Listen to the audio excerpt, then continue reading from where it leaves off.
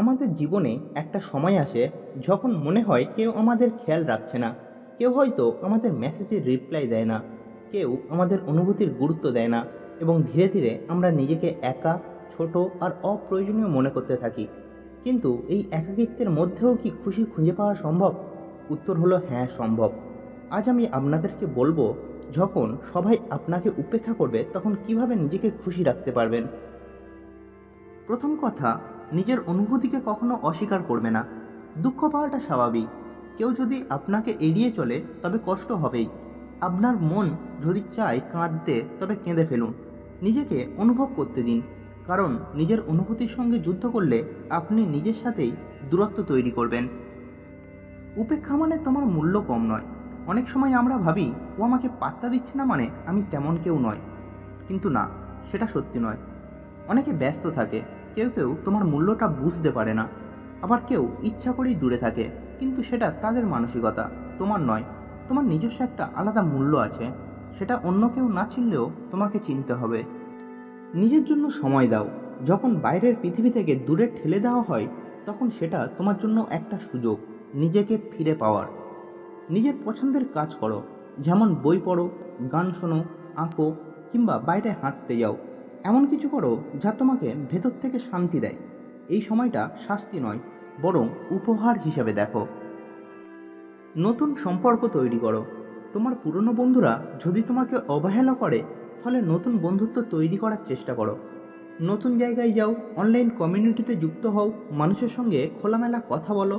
বিশ্বাস করো, পৃথিবীতে এমন অনেক লোক আছে যারা তোমার মতোই অনুভব করে, এবং তারা তোমার অনুভূতিকে বুঝতে পারবে। বাইরের স্বীকৃতির অপেক্ষা না করে নিজের আত্মসম্মান নিজেই গড়ে তোলো। সুখ তখনই আসে যখন তুমি নিজের মধ্যে খুশি থাকতে পারো, সেটা অন্য কেউ বলুক বা নাই বলুক। তুমি যদি প্রতিদিন নিজেকে বলো, আমি যথেষ্ট, আমি ভালো আছি, আমি আমার নিজের বন্ধু, তাহলে একটা সময় পর এই কথাগুলো সত্যি হয়ে উঠবে। নিজেকে নিজে সম্মান করো, নিজের কাজ নিয়ে গর্ব করো। বিখ্যাত মানুষেরাও একটা সময় অবহেলার শিকার হয়েছেন।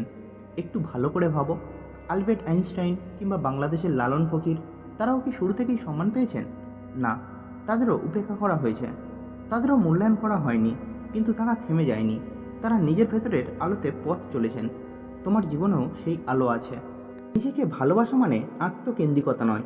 অনেকে ভাবে নিজেকে ভালোবাসা মানে কি স্বার্থপর হওয়া? না, নিজেকে ভালোবাসা মানে নিজের সীমাবদ্ধতা মেনে নিয়েও নিজের পাশে থাকা। যখন তুমি নিজেকে গ্রহণ করবে, তখন বাইরের মানুষদের ভালো লাগা বা অপছন্দ তোমাকে আর ততটা প্রভাবিত করবে না।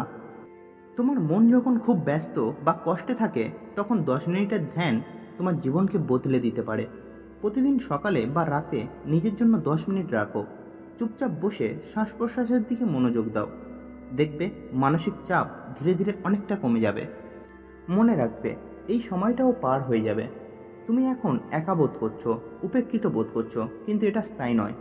জীবন প্রতিনিয়ত বদলাচ্ছে।